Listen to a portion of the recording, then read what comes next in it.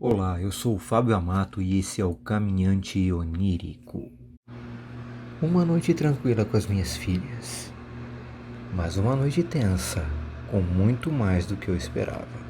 Antes da nossa história começar, inscreva-se no canal clicando no botão de inscrever logo aí embaixo, ativando o sininho na lateral, assim você jamais perderá uma história assim que ela for lançada. Logo após, clique no like caso você tenha gostado. É uma ação simples para você e importantíssima para nós.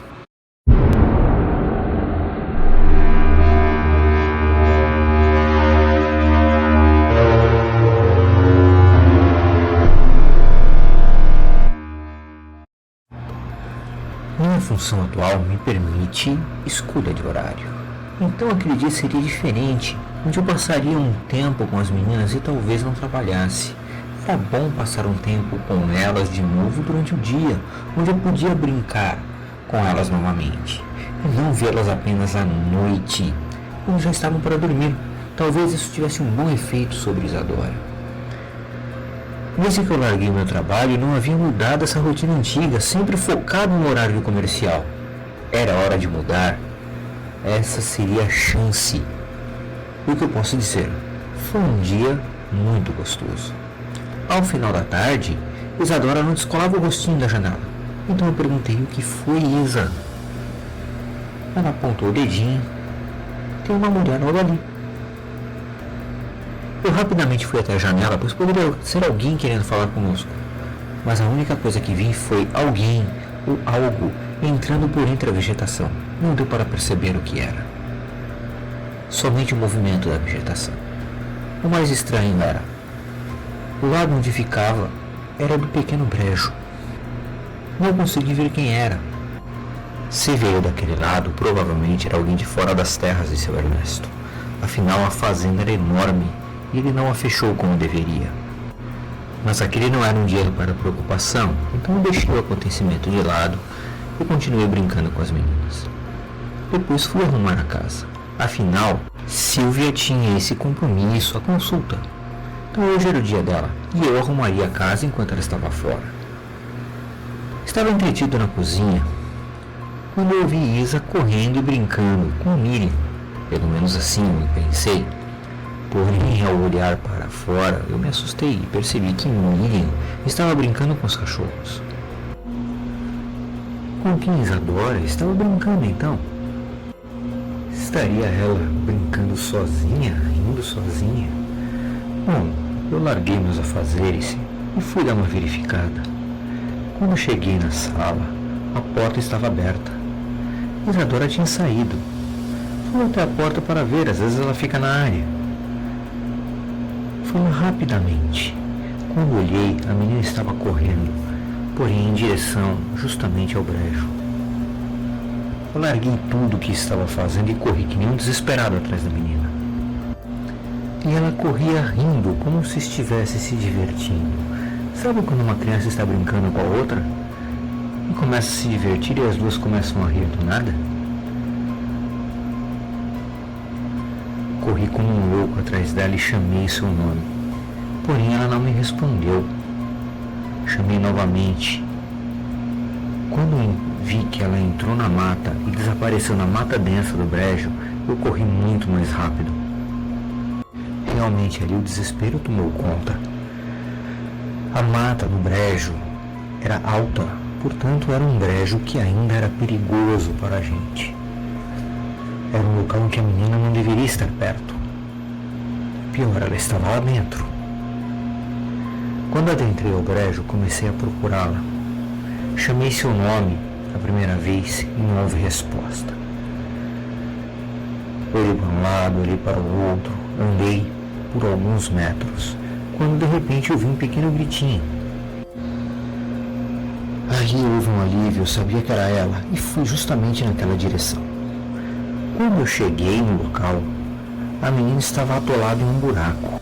Ela ficou presa pelas costelas. Se fosse um pouquinho mais magra, ela teria caído completamente pelo buraco. Quando eu atirei, eu vi que ele não era tão fundo, mas iria soterrá-la. Algo me chamou a atenção dentro daquele buraco. Então coloquei meu braço lá, vasculhei um pouco Estava um pouco difícil de entender, então peguei algumas pedras, alguns pedaços de pau e cavuquei o buraco em volta. Finalmente consegui ver o que era.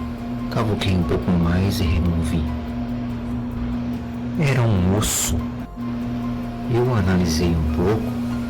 Julgava ser grande demais para ser um animal doméstico, apesar de não ser minha especialidade. E pequeno para ser de um animal de grande porte. Sinceramente, comecei a achar que era de um corpo humano. Comecei a cavar um pouco mais em volta daquele buraco.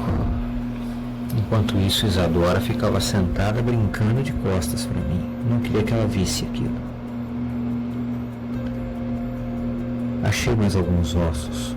Juntando, parecia ser uma perna humana realmente. Não dava para tirar uma conclusão 100%. Só uma coisa vinha na minha cabeça. Agora eu precisava realmente conversar com o Sr. Ernesto. Coloquei os ossos dentro dos meus bolsos, de forma que eu pudesse levar para casa. O grande eu coloquei na cintura. Depois peguei Isa no colo, com muito cuidado, para que ela não percebesse. E comecei a voltar para casa. É óbvio que eu percebi que Isa estava olhando novamente para um ponto fixo, como se ela estivesse olhando para aquela parede aquele dia. E ficou calada o tempo todo. Ela sabia que ela tinha passado um pouco dos limites. Mas não era a hora de conversar com ela. Algo me ocorreu enquanto eu voltava. Algo bem sinistro. A maneira como eu consegui a casa, o valor barato. Em que armadilha eu teria caído? Ou pior, quais crimes teriam sido cometidos ali? Seria realmente obra daquele homem que parecia ser tão bondoso, o tal Sr. Ernesto? Quanto mais eu me aproximava da casa, mais preocupado e com raiva eu ficava. Assim que Silvia chegasse, da mesma forma que ela afirmou, realmente iríamos conversar. Só que agora sobre uma possível saída dessa casa.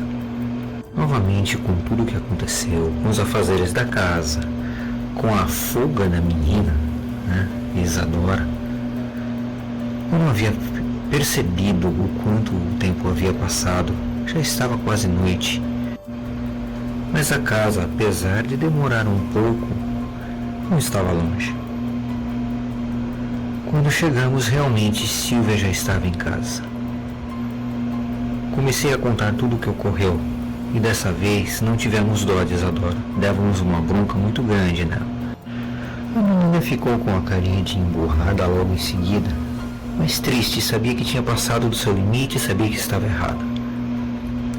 E como sempre, dizendo que estava apenas brincando com a amiguinha. Outra coisa que achávamos muito estranha.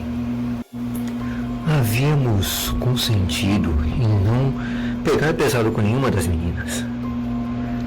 As duas não reclamaram na mudança de cidade, mas sabíamos que ia mexer com elas. Portanto, nunca demos uma bronca e nunca pegamos pesado. Mas agora era hora de mudar. Isadora quebrou o pequeno silêncio e pediu desculpas com uma vozinha bem chorosa. Então perguntamos: que nova amiga é essa? E ela disse: aquela que vem à noite nos olhar, junto com as outras amiguinhas. Essa era uma história que já estava arrepiando Silvia e me gelando. Porém fomos jantar, conversamos bastante com as duas meninas para que elas não prestassem mais atenção nessas amiguinhas.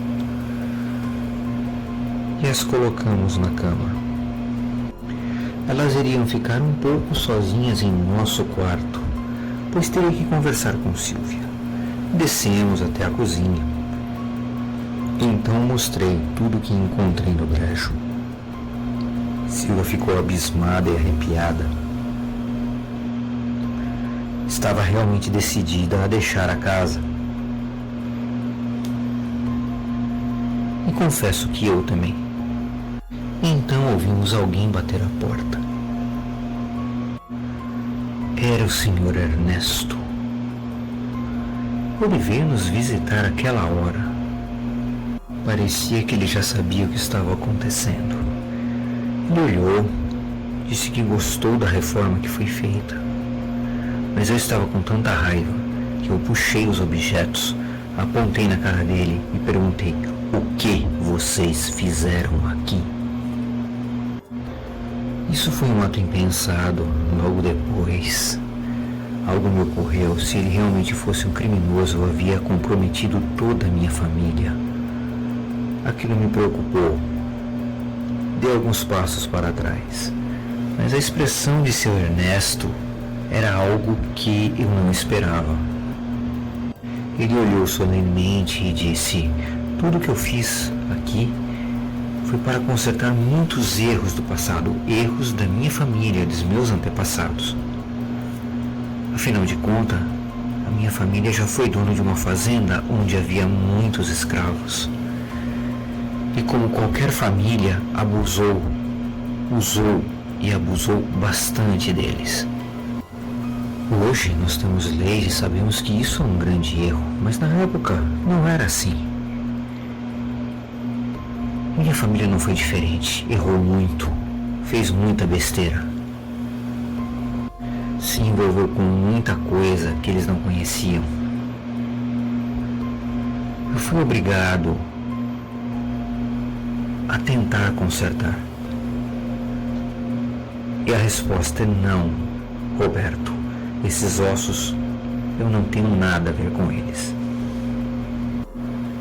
Se isso está aí, como eu nunca mexi muito nessa casa, não nessa parte que você está mexendo, está aí desde a época do meu tataravô. Ernesto continuou contando vários detalhes sobre muitas coisas que a família fez. Coisas que alguns de seus parentes faziam, inclusive sacrifícios. Silvio e Roberto continuavam ouvindo aquilo pasmos. Mas ele acreditava que com o que ele tinha feito tudo isso já havia terminado. Estávamos conversando na parte de baixo, enquanto as meninas estavam no quarto. De repente ouvimos um pequeno grito de Isadora, seguido de um grito um pouco maior de Miriam. Então subimos correndo e Ernesto foi junto. Quando chegamos, elas estavam coladas à janela, com um olhar apavorado. Olhamos então. A janela desse quarto dava justamente em direção ao brejo, e haviam sombras nesses brejos, como se houvessem pessoas. Elas estavam próximas, como se estivessem observando a casa. Ouvimos barulhos por todos os lados. Coisas se arrastavam para a parte de fora da casa, como se estivessem arrastando os pés. Parecíamos que estávamos cercados. Olhamos para o Sr. Ernesto e ele estava pálido. Ele não sabia o que fazer e estava com mais medo que nós todos juntos. Se você ficou curioso, aguarde o desfecho no próximo episódio. E aí, você gosta de livros escritos por verdadeiros mestres do suspense e do terror? Pois é, nós temos esses livros. Livros que vão fazer o seu soninho ficar ainda melhor. Os links estão aí na descrição. E então, gostou da história? Qual a sua opinião? Foi realmente algo sobrenatural? Ou somente mais um delírio, uma alucinação? Deixe aí a sua opinião nos comentários, vamos analisar esse caso juntos. Aproveita, se inscreva no canal, chapa o dedo no like, vamos fazer esse vídeo bombar, que assim eu trago muito mais histórias como essa para vocês.